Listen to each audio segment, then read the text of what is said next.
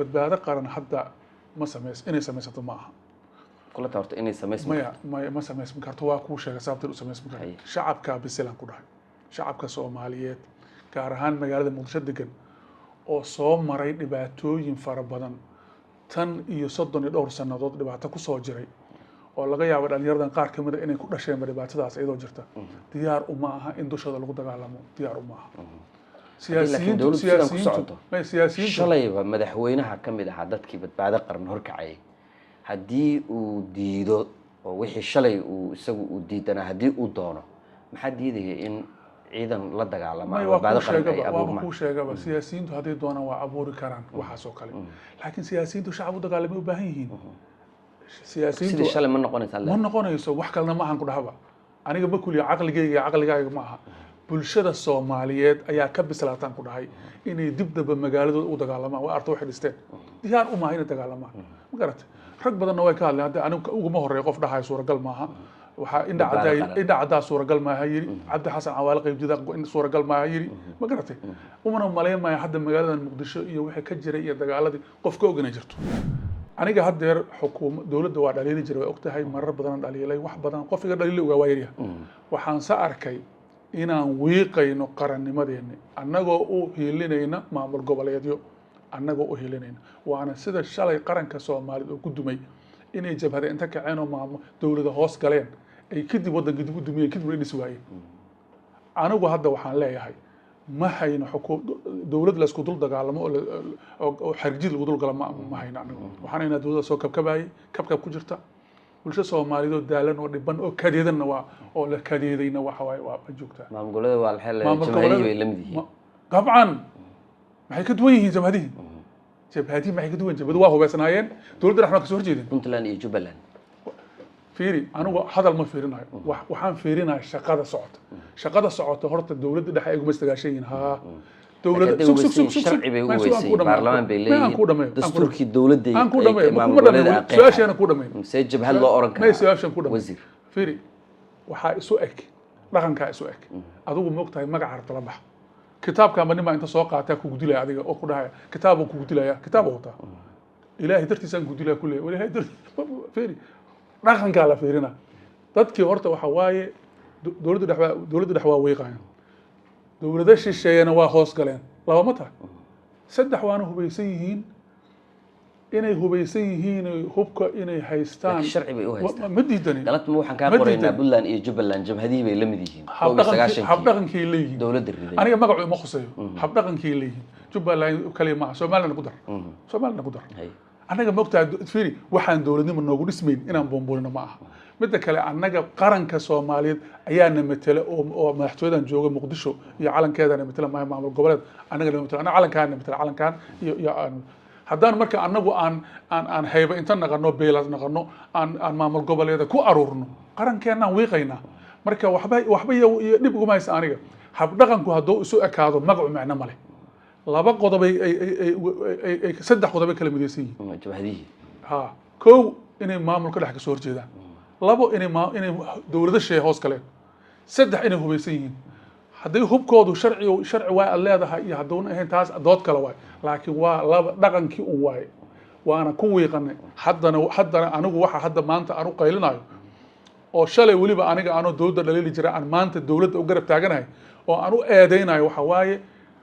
annaga oo beelo iyo maamul goboleedyo iyo waxa noocaasa ku mashquulshan oon qaranna naqanayn ayaan qarankeena wiiqaynaa taasna waa inaad adinka laftiinu dhalinyaradii laga hortagaa annaga qarankaana matala maamul goboleed adeeg bulsho ayaa laga rabaa iyo deegaanadiisa laakiin dawladda Soomaaliya waa tana waa inaan ayada daafacnaa waa inaan ayada horta marka hore haddii madaxa iyo majuuka ay dhib galaan hataa waa inaad madaxa ilaashataa madaxa haddii adiga hadda maanta wax lagu soo tuuro jilba luka ku dhacaan ama mashtan ku dhacaan ama gacan laakiin madaxa in ka ilaashto waa ina madaxa ilaashana madaxa waa la wiiqo haya waxaana lagu wiiqo haya qaabki shalay jabhadu wax u wiiqayeen hadii rabaan magacyo kala duwanaado waya wasiir qaybihii dambe soo gaarnay sidaad sheegtay dawladdan waa dhaliili jirtay muddo aan dheerayn dawladdii horaad ka mid ahayd waliba wasiirada muhiimka ah dadku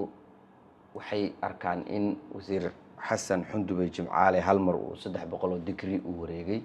oo dawladdii uu taageeray maxaan ku sifayn karnaa ma xil baa kuu soo socda ma miyaa lagula macaamilay ma fikirkaagii baa la bedelay shalay mucaarad baa ahayd isla markii maxaad maxaafid u noqotay waaba kuu sheegayba waxa isbedelay waxa waaye madaxeeniya khatar ku jira haddii marka madaxu khatar ku jiro majaha ku mashquulaya aniga kuma mashquulaya majuhu waxba dhib male waa la xalinaya madaxiyaa khatar ku jiraan ku dhah waxaa isugu tegay dowladda maamul goboleed aan kuu sheegay oo dowlado shisheeye wata dhaqaalihii qaranka haysta ayagu iyo siyaasiyiin ayaguna ka soo horjeeda dowladda waa la isugu tegay taasina waxay khatar aniga i tusisay inaan meesha tan haddii saas lagu socdo xaruntaba inaan waayi karno hadhowna adiga midnawna tari mayso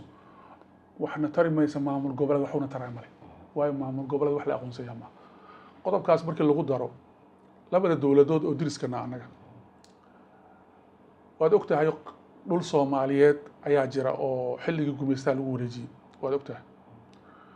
haddana waxaa muuqata inay labadooduba ay buffer zone samaysteen ama ha noqoto koonfur ama ha noqoto galbeed iyo bari macnaha annaga marka waxaana u sahlaya maamul goboleed u sahlaya ma diidani aniga haddii dowladda Soomaaliyeed xukuumadda Soomaaliya xarunta ah oo dhexe inay wax ka qaldanaa karaan ma diidani laakiin qalad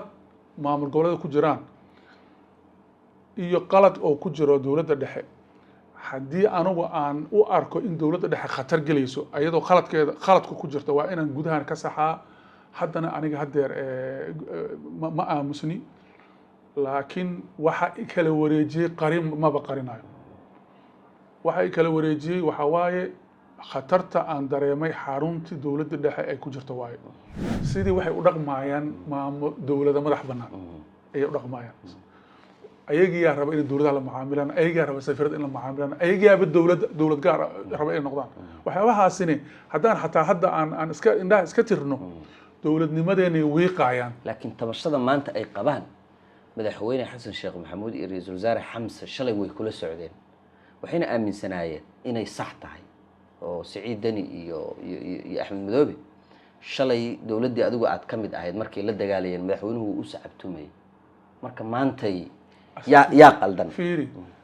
madaxtooyada qofkii taga ayay ayagu diidan yihiin mogta waa inaan fahamnaa taas xasankii ayagu ay keensadeen soo ma diidana shalay soo farmaajo ma diidanayn adigu bal hadda aduguba caqligaad leedahay igu qanci farmaajo shalay madaxtooyadu jooga waa diidanaayeen xasankii ay wateen madaxtooyadu jooga waa diidan yihiin waa kuu sheego taariikh ahaan ilaa 13 19 wax la soo baraa kuu sheegay Jubbaland waa kuu sheegay qaabka lagu soo aasaasay isay ahayd mar dowladda dhexe baarlamaankii Jawaari joogay ayaa wuxuu ka soo saaray inay sida wax loo dhisaa ayna sax ahayn waa la dardaray ma garatay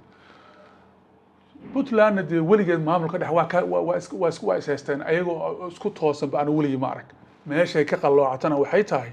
maamul goboleedka shaqadii loogu talagalay ayaa mar hore laga lumay qalad ku saxna in badan qaladkeena weli ku saxna taasina dowladnimo noo noqomayso maamul goboleed waxa loogu talagalay waa inay ku dhahayo hadda Kenya decentralization wax la yiraahdo ka jiro maamulka la baahiyaa ka jirta Ethiopia federaal ka jira weligaa ma aragtay nin oo Ethiopia federaalka madaxweyne u ah ama Kenya maamul goboleedka counties waxay dhahaan madax u ah oo xamar taagan oo dowladda la macaamilaya ma jirto waxaas gudaha lagu xalistaa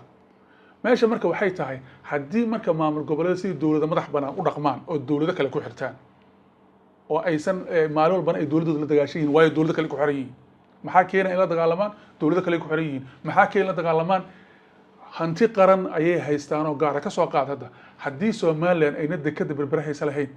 haddii Puntland aysan lahayn Boosaaso haddii aysan haysan lahayn nimanka la yiraahdo Jubbaland haddii aysan haysan lahayn Kismaayo ma waxay kula tahay inay dowladda la dagaalami lahayn lama dagaalameen dekadahaasna waxaa lagu dhisay canshuurtii qaranka Soomaaliyeed ayaa lagu dhisay waa xuduud dalku leeyahay waxay ahaaday inay dowladda dhex maamusho dekadahaas Puntland iyo Somaliland iyo waa in lagala macaamilaa waa dekadaha ay haystaan sida Muqdisho loo kala macaamilo dekadaha iyo ariboorada dhaqaalahooda waa dhaqaalaha ugu badan oo haysano waa inay hantida qaranka Soomaaliyeed noqdaan oo share noqdaan kadib ayaa la qaybsan karaa arrintaasi dowladnimadeena u baahan idinkana baaritaan inay ku sameeysan la rabaa inay arrintaasi hatta labadaas loo qaadi waay waa qalad anagu galnay waay waa inaan laakiin qaladka hadii la galo la iska masiilaha jooga mogta waa in hadda ka baxnaa qaladkaas inaan ka baxno waa marka hadda dowladdan ma ku socotaa baad is leedahay inay wax saxdo maamuladii qaar waaba sii fogaadeen markaad fiiriso dowladda horta waqtiga u dhiman aad uma badna ma fahamta waanay ku dhahay heshiiskii 13 lala galay ee lagu galay Addis Ababa bisha August ayaa qorayay in dekada iyo maxaa la yiraahdaa iyo ariboorka Kismaayo ay dowladda mas'uul ka tahay Jubbaland haddaan fiirino Jubbaland marka waa hawl aan ka habsaanaan ku dhahay laakiin haddaanan qaban dowlad ma noqon doono ka gudbayna Jubbaland madaxweyne Axmed Maxamed Islaam Axmed Madoobe dhawaan la doortay walaadu Facebook aga qoraal ku soo qortay haddaanan qaldaneen waxaa tiri ma magacaabis baa mise waa ismagacaabaan waa ismagacaabay ee lama dooranayo doorasho ma wali mowqifkaaga taagan mowqifka taagan haye waa ismagacaabay sababtoo inuu ismagacaabo waxaad ku ogaanayay baarlamaan baad doortay musharaxiin baad u jeeday in la tartamayeen waxa waa fiiri doorasho waxay leedahay habraaceedii lama marin waxaan horta aan sameeyno doorasho lama yiraahdo xulasha la yiraahdo xulasho meesha waxa ka dhacay waa xulasho dad oo asugu rabo soo xushay dadkii oo asugu rabo la soo xulay kadibna waxba ka soo xushay waxa dhanna waxay ku dhaceen toddobaad gudihiis waxaas xulasha la yiraahdo horta doorasho meesha baa ka dhacay laakiin xulashada lafteeda ayaa xulashadu haday ka timaad hataa deegaanka iyo dadka ka timaado oo beelaha iyo deegaanka laga soo xulo hataa macnay sameeyay laakiin hadduu qof asugu kaligiis xusho maxna ma sameynayso anu waa aaminsanahay inuu soo magacaabay ra'yigaasna kama dego waayo xulashadii ay walba doorasho ma hayna xulashadii ayaan hataa sax ahayn habraacuna sida u dhaca sax ma aha